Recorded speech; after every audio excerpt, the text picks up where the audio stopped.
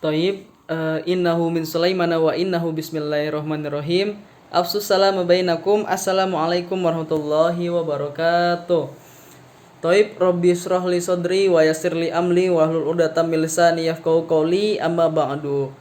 Baiklah Ibu, perkenalkan nama saya Muhammad Rizaki Habibi. Di sini saya akan menjelaskan apa yang telah Ibu sampaikan tadi melalui via WhatsApp grup, Bu. Jadi apa yang saya sudah dapatkan melalui apa yang udah Ibu kirimkan lewat PPT tersebut. Jadi di sini saya akan menjelaskan terlebih dahulu tentang fungsional dari manajemen itu sebagai apa gitu pertama kali. Jadi manajemen itu adalah sebagai suatu sistem yang bergerak secara tidak statis. Jadi apa sih? Saya akan menjelaskan dulu, Bu. Jadi apa sih gerakan yang statis itu? Gerakan statis itu adalah gerakan yang tidak dilakukan secara bergerak. Nah, jadi contohnya itu gimana? Gerakan yang dilakukan dengan secara tidak bergerak. Jadi contohnya itu kayak gini. Kita lagi berdiri lalu kita menggerakkan leher kita, itu yang dinamakan dengan gerakan statis. Jadi kita nggak gerakin badan kita, gitu, kita cuma gerakin kepala kita doang. Tapi definisi dari manajemen itu sebagai apa tadi? Itu sebagai sistem yang bergerak secara tidak statis melainkan dinamis. Jadi dinamis tersebut itu di sini adalah jadi sebuah sistem ini bergerak secara bergerak gitu. Jadi dinamis itu apa sih sebenarnya? Gerakan dinamis itu apa sih? Gerakan yang dilakukan secara bergerak. Nah, itu yang dinamakan dengan secara dinamis. Contohnya di kehidupan sehari ketika kita melihat orang lagi jogging, orang lagi lari, itu yang dinamakan dengan gerakan dengan gerakan dinamis. Jadi, fungsionalnya itu untuk mewujudkan sebuah sistem itu harus gimana sih? Nah, jadi kita tuh harus memiliki namanya POAM plus C. Jadi POAM plus C itu apa sih? Planning. Pertama itu planning, perencanaan. Terus organizing, organisasinya gimana. Terus abis itu actuating, penerapannya gimana. Terus abis itu motivating, motivasinya perusahaan nih ke para karyawan nih apa. Yang ketiga itu yang terakhir itu plus C itu POAM plus C. Yang C itu artinya controlling. Jadi gimana sih caranya si perusahaan ini ngontrol buat ngontrol kinerja dari si para karyawan tersebut.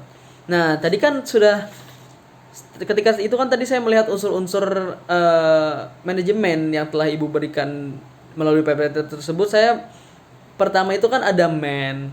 Man itu artinya manusia. Manusia di sini apa sih artinya? Sumber daya manusianya.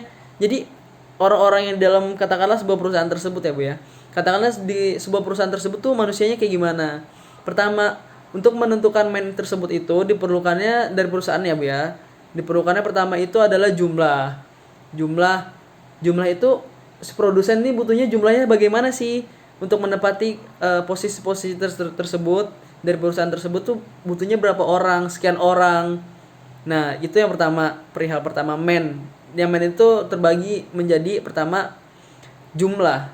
Artinya di sini adalah jumlah si perusahaan merekrut atau menentukan orang-orang yang diterima sebagai karyawan di sebuah perusahaan tersebut.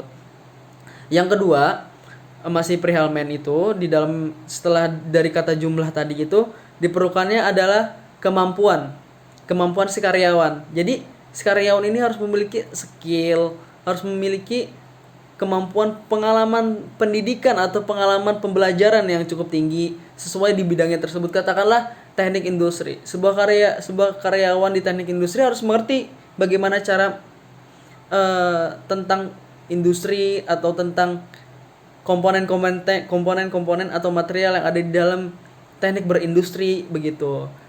Yang masih perihal man, sekarang yang ketiga itu adalah tentang komposisi, pembagian tempat. Jadi kan tidak mungkin suatu wadah atau PT atau pabrik atau apapun menempatkan semua satu karyawan di tempat katakanlah sebagai pengangkat alat berat, penanggung jawab alat berat, tidak mungkin. Diperlukannya pembagian atau komposisi tersebut. Misalnya perlu dibagikannya adalah misalnya di sebuah manajer atau di sebuah pabrik atau perusahaan diperlukannya sebagai manajer akunting, terus sebagai keywording atau teknik mesin atau apapun yang situ, pembagian secara divisi pastinya. Nah, sekarang kita lanjut ke nomor yang kedua. Yang kedua itu ada money. Money itu adalah finansial dari sebuah perusahaan atau pabrik atau wadah yang mewadahi si karyawan tersebut. Jadi finance itu di sini adalah finance itu di sini adalah sebagai keuangan. Kita sudah tahu kalau misalnya masalah keuangan itu adalah masalah yang sangat amat vital, yang sangat sensitif, ya kan? Jadi sebuah perusahaan itu diperlukan menangguhkan atau mempercayai orang-orang yang mampu memegang finance di perusahaan dengan baik, yang mengatur, yang mampu menahan hawa nafsu gitu. Karena kenapa? Karena yang namanya finance ini di sebuah perusahaan sangatlah vital. Mengapa vital? Pertama, karena finance digunakan untuk satu, membayar upah dari karyawan. Yang kedua, untuk membeli bahan baku. Yang ketiga, untuk membeli mesin-mesin baru, katakanlah tersebut. Nah, jadi finance itu sangat vital. Jadi kemampuan perusahaan atau pabrik atau wadah itu sangatlah penting dalam mengatur finansial dari sebuah perusahaan tersebut gitu. Yang ketiga itu ada setelah money dan tersebut ada yang namanya material. Material itu apa sih? Material itu bahan baku. Katakanlah gini loh. Bahan baku itu sangatlah penting. Katakanlah di sebuah produksi peternakan atau PT atau wadah. Katakanlah sebuah perusahaan peternakan gitu. Bahan baku itu sangatlah penting. Contohnya kan tadi di peternakan tersebut, katakanlah begini, apabila di sebuah peternakan tersebut tidak ada hewan, apakah itu mampu dikatakan sebuah perusahaan peternakan? Apakah mampu? Tentu saja tidak, karena yang dinamakan peternakan atau perusahaan peternakan tentu harus memiliki bahan baku tersebut. Sama misalnya di teknik industri perlu misalnya di teknik, misalnya di sebuah pabrik atau di sebuah perusahaan yang membidangi bidang baja, perlu diperlukannya bahan-bahan baku untuk membuat sebuah produk yang telah difinalisasi menjadi sebuah produk yang mampu dipegang oleh masyarakat. Jadi gitu, bahan baku sangatlah vital bagi sebuah perusahaan atau produsen atau wadah atau pabrik dalam menciptakan suatu barang gitu. Itulah sangatlah penting. Terus yang keempat itu ada yang namanya methods. Jadi methods itu apa sih? Methods atau metode tersebut.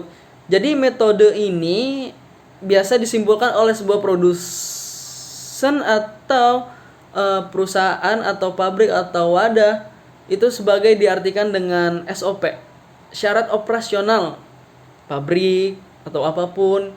Jadi SOP ini adalah sebuah sistem yang menggerakkan semua anggota yang telah ada di perusahaan tersebut. Misalnya dari karyawannya, mesinnya, terus materialnya, itu yang menggerakkan menjadi sebuah sistem yang padu yang tentunya harus dibuat secara efektif dan efisien agar tidak saling bertabrakan. Oh iya, sebelum itu ada yang namanya mesin ya. Yang setelah itu kan tadi ada money, material, method, dan sekarang ada mesin atau yang diartikan dengan mesin. Jadi mesin itu gimana sih mesin? Tadi kan material ya. Setelah material itu ada yang namanya mesin. Mesin itu di sini apa sih? Mesin itu di sini untuk membantu si karyawan-karyawan agar mampu bekerja lebih produktif. Jadi produktif itu di sini itu adalah membantu para karyawan agar menciptakan kerja yang produktif secara dinamis gitu. Jadi untuk membantu, jadi yang namanya mesin tersebut digunakan untuk mempercepat kinerja dari karyawan-karyawan tersebut gitu. Jadi itulah fungsi dari mesin.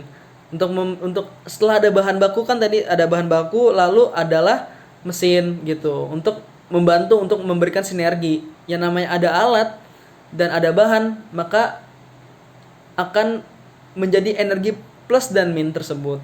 Apabila tidak ada bahan tapi ada mesin kan sama saja bohong gitu. Jadi itulah fungsi dari mesin. Yang selanjutnya kan tadi ada man, money, method, material, mesin. Lalu ada yang namanya market. Ya, jadi ini semua adalah berkesinambungan ya. Jadi dari atas sampai sekarang ini market. Market itu gimana sih? Market itu katakanlah sebuah pabrik atau perusahaan itu sudah mampu menggerakkan itu semua. Nah, sudah ada material, sudah ada method, sudah ada mesin, sudah ada finance, sudah ada man, sudah ada money-nya. Nah, untuk itu diperlukannya finalisasi dari sebuah apa yang telah produsen atau apa yang telah pabrik ingin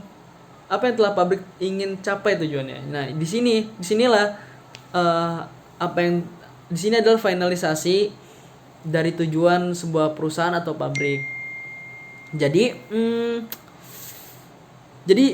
si market ini di sini adalah proses si perusahaan itu menjual ke masyarakat luas, ke khalayak luas agar mampu membantu si masyarakat luas dengan barang apa yang telah ia jadikan gitu. Jadi begitu. Yang terakhir ada namanya minute atau waktu. Jadi proses yang telah saya dapatkan di sini adalah proses si perusahaan atau PT atau pabrik itu untuk menargetkan apa sih barang yang udah dia jual gitu kan.